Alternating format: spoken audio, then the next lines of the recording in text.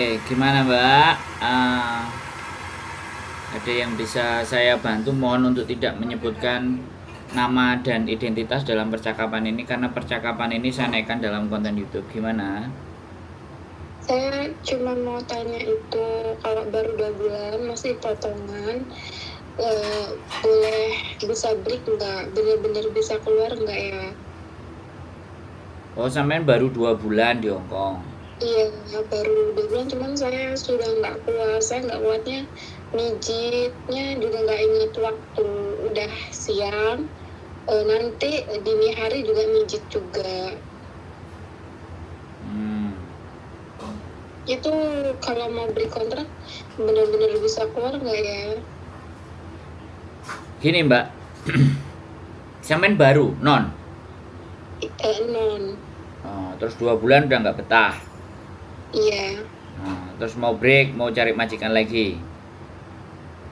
Saya niatnya sih mau pulang lulus. Sampean mau pulang? Kalau Iya. persoalannya sampean mau pulang nggak ada masalah. Ya bisa pulang ya, sampean mengajukan break itu bisa pulang, tapi habis itu sampean urusannya pasti sama PT. Iya. Tapi Udah, ketika saya tak ngomong dulu boleh nggak? Saya selesai ngomong baru sampean ngomong, boleh nggak saya ngomong? Oh boleh, iya Ya, maaf. ya kan sampean nanya kan sama kita kan? Iya. Kalau sampean nanya kan banyak dengerin dibandingkan banyak nanya kan? Kan sudah selesai Iya, tadi. Mas. Kalau ada sesuatu yang belum selesai, sampean selesaikan dulu. Sampean selesaikan dulu pertanyaannya, biar saya memahami secara selengkap, baru saya ngomong. Tapi kalau sudah giliran saya ngomong, sampean ganti yang dengerin, bisa begitu nggak? Iya maaf Pak. Sudah selesai belum pertanyaannya sampean kira-kira? Sudah. Sudah ya. Jadi sampean 2 bulan posisinya mau break, ya kan? Iya. Terus kira-kira bisa keluar apa enggak gitu ya? Iya. Oke, saya kasih tahu Mbak. Jadi gini, di Hong Kong tidak ada yang membatasi siapapun untuk memutuskan kontrak, baik itu majikan atau sampean. Jadi sampean pun berhak bisa memutuskan, majikan pun juga berhak memutuskan. Oke. Nah, ketika sampean yang ingin memutuskan itu mau nggak mau, majikan akan tetap. Akhirnya sampean one more notice, berarti bulan depan sampean baru. Jadi ngajukan breaknya hari ini, 1 bulan lagi boleh. Tapi kalau sampean mau keluar hari itu juga, sampean harus bayar majikan 1 bulan gaji. Itu sampean boleh keluar hari ini juga. Nah, jadi seperti itu. Ya. Terus habis itu sekali lagi, sampean mau keluar tetap bisa jawabannya. Nanti urusan sampean adalah sama PT, karena PT pasti akan nagih lah, inilah itulah BCD.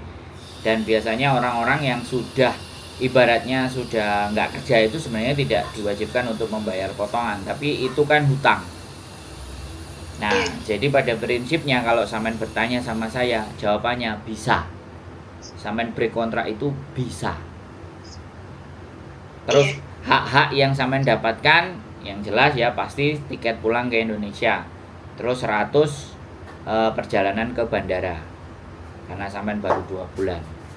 Tapi di situ lah ya, saya sekali lagi, kalau sampean 2 bulan aja nggak sanggup dan nggak bisa bertahan 3 bulan 1 tahun, jadi wasting time. Jadi sampean itu membuang waktu. Hongkong itu memang seperti ini. Tapi kalau sampean break ya sudah. Tapi apapun itu kan saya nggak ngerti reasonnya sampean itu apa mau break. Nah sekarang apa yang menyebabkan sampean break? Barangkali dengan kita ngobrol itu bisa sampean bisa mempertimbangkan kembali untuk tetap bertahan. Gimana? Udah bisa, boleh. Ya oke, silahkan. Gantian kan enak.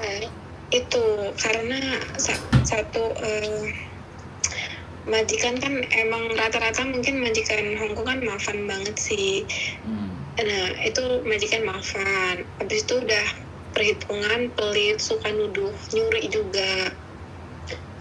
Terus sama mijet tuh lulur lidah buaya itu biasa dari jam 10 sampai jam 2 atau jam 11 pagi sampai jam 2 selesainya.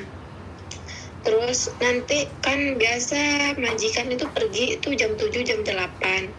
Jadi nggak boleh pegang yang lain, pekerjaan yang lain sebelum majikan itu pergi. Nanti majikan itu pulang tuh tengah malam kan, jam 12, jam setengah 1. Nah, nanti saya jemput ke basement, bawa barang kan, beresin barang, baru boleh buang sampah. Soalnya kunci pintu belakang itu kan dipegang majikan. Jadi kalau buang sampah itu selalu tengah malam. Terus abis itu lanjut mijit majikan lagi dari jam 1 sampai jam 2, kadang dari jam 2 sampai jam 3 gitu. Terus? Kalau tenaga saya kan kadang udah buat mijit itu udah nggak ada lah ya, tapi majikan bilang suruh kuat. Kalau apa kata agak sesuai kata majikan itu suruh diulang lagi 5 menit, ulang lagi 5 menit. Itu yang saya nggak sanggup, tangan sampai nyeri.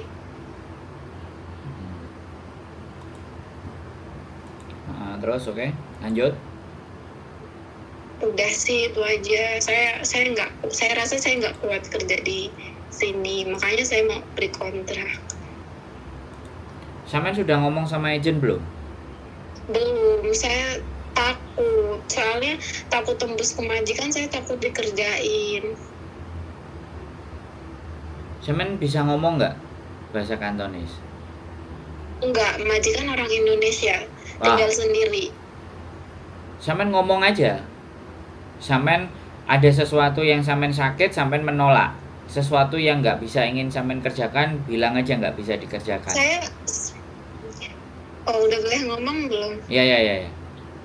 Saya udah pernah sampai nggak ada tenaga tuh, terus suruh yang kenceng kata majikan kan. Terus saya bilang nggak bisa non, kenapa nggak bisa, pegel. Terus kalau pegel kamu nggak usah kerja, majikan bilang kayak gitu.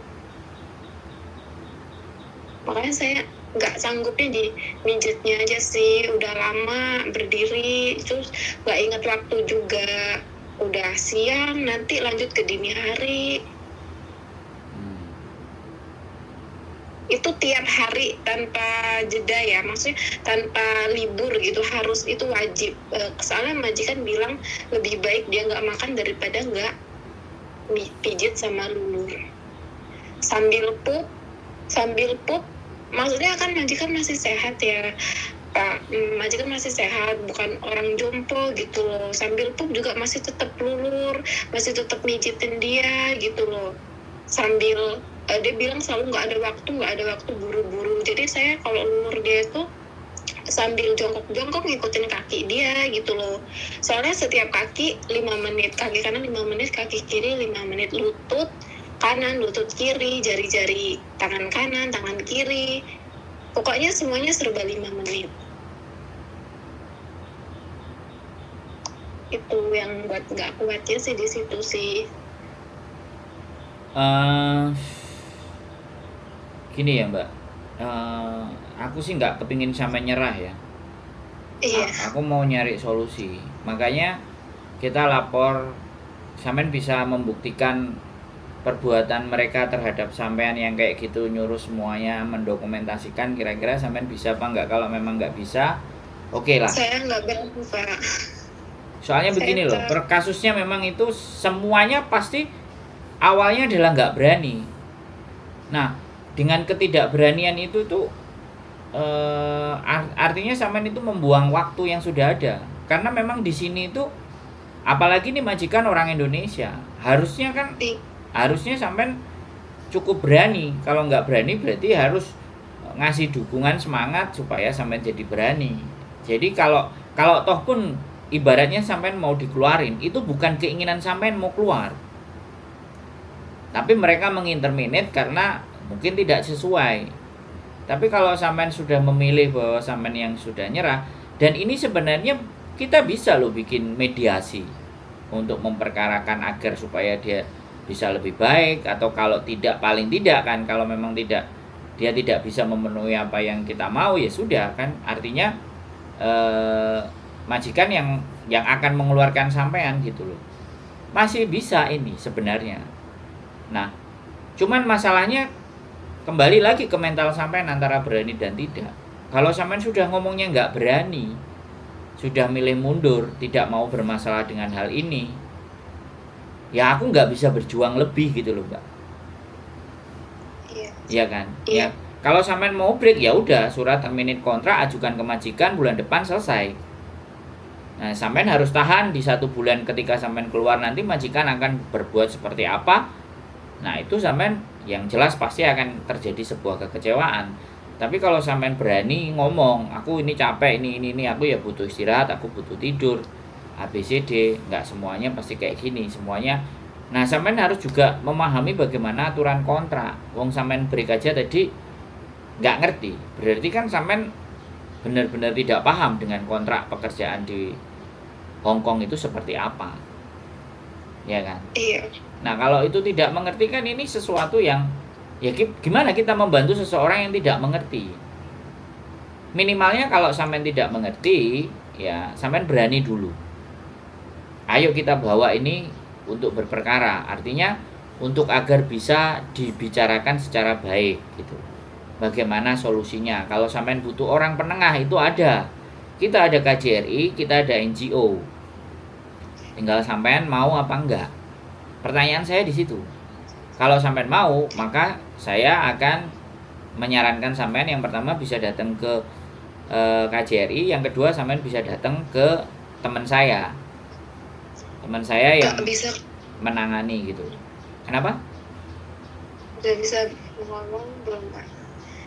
Itu saya nggak bisa keluar sama sekali, jadi sehari-hari itu di dalam apartemen, keluar tuh siang cuman nyuci mobil doang, habis itu dimenitin, itu pun kalau misalnya telat nggak sesuai waktu yang majikan tentuin itu marahnya bisa marah banget. Oke deh, berarti ini kan sudah kelewat batas. Oke, sampean nggak bisa keluar, sampean saya kasih nomor teleponnya NGO, ya kan? Sampean ceritakan semuanya, dan saya sebenarnya tidak ingin menyerah, tapi saya ingin dimediasi, bilang aja kan seperti itu. Ya, dengan fakta-fakta yang sampean sampaikan. Terus sampean juga tak kasih nomornya KJRI ya, saya kasih NGO aja dulu. NGO itu bagaimana membantu sampean untuk mengatasi atau menjembatani. Karena kalau YouTuber jelas gak bisa kan Mbak. Saya ngajak ngomong sama majikan sampean walaupun saya bisa bahasa Indonesia itu kan tidak jalurnya, tidak pada semestinya ya. Tapi kalau NGO, kalau artinya NGO itu organisasi non government ya, itu dia punya legalisasi, dia punya legalitas.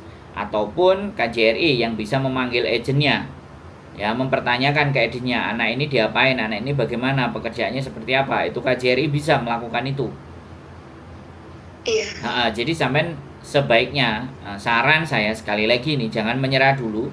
Kita lakukan yang terbaik itu dulu untuk memediasi bagaimana berbicara dengan majikan, bagaimana dimediasi dengan majikan, ya kan?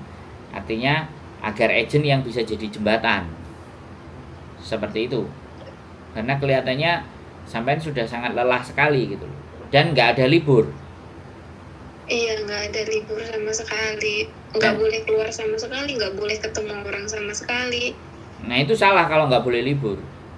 Di dalam peraturan, dari PT itu udah dikasih tahu sebenarnya nggak ada libur sama sekali. Iya, tapi itu melanggar Mbak. Iya. Tapi itu melanggar, berarti sampean dipaksa untuk melanggar aturan. Bisa dipahami nggak? Iya. Ya. PT-nya juga harus ditindak kalau adanya laporan seperti ini Mbak. Tapi sekali lagi saya nggak bisa membenarkan semua pernyataan sampean karena saya tidak berbicara dengan PT.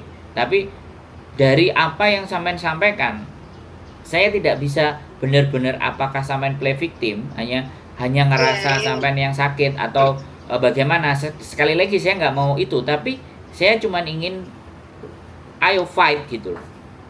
Jangan diem. Biar tidak terjadi orang-orang seperti sampean yang kedua, ketiga, keempat dari PT tersebut gitu loh Mbak. Bisa dipahami nggak maksud saya? Iya bisa. Boleh nanya ulang nggak? Nanya pulang maksudnya gimana? Nanya ulang maksudnya pikiran saya tuh masih di tentang perihal break kontrak. Loh, iya jawaban saya tadi bilang bisa. Iya. Sampean tinggal Harus ngajukan. pakai surat nggak? Iya. Harus semuanya. Kalau enggak gimana? Kalau enggak itu artinya tiba-tiba sampean kabur. pagi-pagi, non saya udah nggak bisa lagi kerja sama non, saya mau pulang Indo, saya mau beri kontrak. Terus 1 bulan gaji saya bulan ini saya buat bayar non, terus saya keluar dari rumah majikan tuh saya ke kantor agent, bisa nggak kayak gitu Pak? Nggak bisa, sampean harus komunikasi sama agent. Saya mau keluar, ya. Sampean harus komunikasi sama agent. Tapi kalau sampean nggak komunikasi sama agent, sampean bisa download. Karena sampean nggak bisa keluar, kan aku bingung ngasih suratnya. Kalau sampean bisa download namanya terminate kontrak, ada surat yang menyatakan sampean keluar. Terus sampean punya surat sendiri, sampean nulis sendiri kenapa sampean keluar. Nah, surat itu sampean sodorin ke majikan. Kalau majikan tidak terima, sampean bisa kirim sendiri ke imigrasi Hong Kong. Maka dengan begitu imigrasi Hong Kong nanti akan membuat visa sampean itu keluar dari tanggal yang sampean inginkan. Jadi ada formnya. Nah, form itu bisa sampean isi sendiri, bisa sampean masukkan sendiri, sampean bisa bikin laporan sendiri ke imigrasi, itu boleh. Majikan nggak mau tanda tangan nggak apa-apa, majikan mau tanda tangan boleh. Lebih bagus kalau majikan nggak tanda tangan, artinya kan pemutusan secara sepihak dari sisi sampean sendiri. Nanti setelah sampean ngirim ke imigrasi, ya surat itu datang dari imigrasi ke majikan yang ngasih tahu bahwa 2 minggu berikutnya sampean akan keluar dari majikan gitu. Itu bisa. Jadi surat itu bisa sampean kirim by sendiri, surat itu bisa sampean melalui agent, surat itu bisa sampean deal-dealan sama majikan. Jadi begitu caranya break kontrak. Jadi nggak hari itu bilang break terus keluar. Nah, kalau sampean hari itu break, hari itu keluar, berarti sampean harus gaji uang. Sampean harus mengembalikan uang di majikan. Kalau sampean mau keluar, dengerin saya ngomong dulu. Kalau memang sampean memaksa hal itu, sampean ngomong ke majikan, sampean telepon agent dulu. Karena bagaimanapun sampean harus balik ke agent. Iya. Ya, sampean balik ke agent, aku mau keluar hari ini, aku mau berangkat ke agent. Nah, di situ siap-siap, ya kan? Sampean kena maki, kena marah dan semuanya sama agent. Ya, nggak tahu agentnya nanti akan memperlakukan sampean seperti apa. Tapi bagi saya, kalau memang sampean seperti itu, ya sudah nggak apa-apa, dilakukan. Nanti kalau agent nggak nerima sampean, tinggal aja ke KJRI atau lapor ke NGO. Sampean tinggal kontak saya lagi. Sederhana. Oh iya. Iya, makasih banyak ya Pak penjelasannya. Nah, gitu aja. Iya. Jadi nggak perlu pakai surat break nih kalau hari itu keluar kan. Bilang aja ke majikan terus ke kantor agent. Sampean telepon polisi itu pastinya sehari itu sampean keluar, sampean telepon polisi, polisi datang, polisi jadi saksi bahwa sampean keluar hari itu sudah nggak tahan mau kerja. Saya oke, terus silahkan cek barang-barang saya, dan polisi yang menjadi saksi ketidaknyamanan sampean sehingga sampean pada keluar hari itu tidak mendapatkan izin dari majikan, kan artinya sampean dianggap kabur. Tapi kalau sampean ada polisi sebagai saksi, berarti polisi itu mengetahui bahwa sampean itu pergi dari rumah itu karena sudah tidak tahan. Saran saya ke agent, sampean telepon. Itu saran saya. Jangan melangkah sendiri. Kalau sampean mau melangkah sendiri itu tadi, telepon polisi. Polisi datang, barang-barang sudah sampean kemasi, saya mau keluar hari ini, akan saya selesaikan administrasi semuanya dengan majikan ini di agent. Polisi harus jadi penengah sampean. Biar sampean nanti ketika sampean pergi, itu tidak dilaporkan ke polisi bahwa sampean kabur. Itu bahaya buat rekod sampean. Tapi Pak boleh ngomong? Boleh. Kalau misalnya diem-diem ngerekam gitu tanpa ada pihak ketiga, kalau misalnya nggak ada polisi, nggak ada agent, terus tapi HP saya standby buat ngerekam suara, buat bilang hari ini mau break, kan itu udah jadi bukti juga. Iya, jadi bukti sampean, dia lapor ke polisi, sampean kabur. Walaupun sampean punya bukti, tapi kan tidak ada saksi. Oh, tapi Saya kan nggak bisa bahasanya sama polisinya, gimana cara ngomongnya, Pak? Ya sampean translate dulu dalam bahasa Inggris. Oh iya iya. Ya, sampean telepon 99, ngomong nama, 99. alamat sampean ada di mana biar polisi datang. Jadi gini Iya loh iya Mbak, iya. sampean mau pergi itu nggak bisa juga seenak sampean ya Mbak. Iya iya. Hongkong ini semuanya ada aturan, ya. Sampean tak suruh nelpon agent, sampean juga nggak berani, ya. Iya. Ini yang semuanya serba salah. Ini artinya sampean walaupun mentok, walaupun merasa menderita, walaupun tapi sampean terlalu keras, tidak memahami tata cara dan aturan. Kalau saya boleh bilang kayak gitu. Sampean boleh keluar, tapi sampean butuh saksi. Ada yang diantara orang di tengah yang bisa menjelaskan proses keluarnya sampean dengan aman, yaitu siapa? Polisi. Tapi boleh ngomong? Ya, silakan. Tapi kalau misalnya kita panggil polisi tiba-tiba tanpa sepengetahuan majikan, manggil ke apartemennya, emang nanti majikan nggak marah? Nah, justru ketika majikan marah, sampean kan ada polisi. I wanna go. Saya mau pergi, saya sudah tidak tahan. Segala bentuk administrasi saya selesaikan di agensi. Lah kan sampean ngomong kayak gitu. Iya iya iya. Setidaknya itu ada orang yang melindungi sampean gitu loh. Sampean kan aura ketakutan, aura kegelisahan itu kan bisa dilihat sama polisi. Polisi kan pasti tanya ada apa gitu. Saya sudah tidak kuat bekerja di sini. Nah, itu artinya sampean nggak kabur. Artinya sampean memanggil memang yang berwajib untuk membantu menyelesaikan persoalan sampean. Iya. Ya udah, gitu aja sih Pak. Makasih banyak ya penjelasannya. Oke. Soalnya saya benar-benar nggak ngerti apa-apa di sini. Nah, enggak, walaupun sampean nggak ngerti, setelah saya jelaskan, sampean sudah punya pandangan nggak? Itu loh yang paling penting. Iya. Ya. Ya, alhamdulillah. Oke, kalau sudah punya gambaran, punya pandangan, dan hasil akhirnya bagaimana, saya tidak meminta laporan. Tapi kalau ada sesuatu yang masih berat atau masih sesuatu, silahkan telepon lagi. Iya. Ya, sekali lagi, tetap semangat, tetap sehat, tetap pakai akal logika, jangan gegabah. Walaupun sampai capek, lelah fisik dan pikiran, lelah fisik itu boleh, tapi lelah pikiran tidak boleh. Sampai harus tetap rasional, oke? Iya, terima kasih banyak ya Pak. Oke, semangat, sehat selalu ya. Iya. Bye-bye, assalamualaikum. Oke teman-teman semuanya, banyak ya terjadi hal semacam ini, ya kan. Jadi yang ingin saya kritisi adalah ini tetap dijual di PT, tetap diberangkatin dengan posisi yang seperti ini, dikasih majikan, dan majikannya pun sebenarnya bahasa Indonesia, ini something wrong gitu loh. Ada sesuatu yang salah, makanya saya tidak selalu membenarkan siapapun yang telepon di saya, tapi saya menelaah dan menelisik ini kenapa. Apakah memang tidak, karena saya tidak bisa berbicara panjang bagaimana dia, tapi sudah keputusan final, dia nggak mau, dia pengen pergi ya. Jadi sekali lagi ini pembahasan, sekali lagi buat teman-teman semuanya, saya berharap ya konten-konten saya itu bisa nyampe sama teman-teman yang belum berangkat ya. Sekali lagi, tapi ya sudah, sekali lagi saya tidak bisa mengendalikan sesuatu yang di luar kemampuan saya. Mudah-mudahan kalian semuanya tetap semangat dan bisa memantau dan bisa membagikan informasi ini kepada siapapun mereka yang ada di Indonesia. Keep stay tune my YouTube channel and see you next video. Bye bye.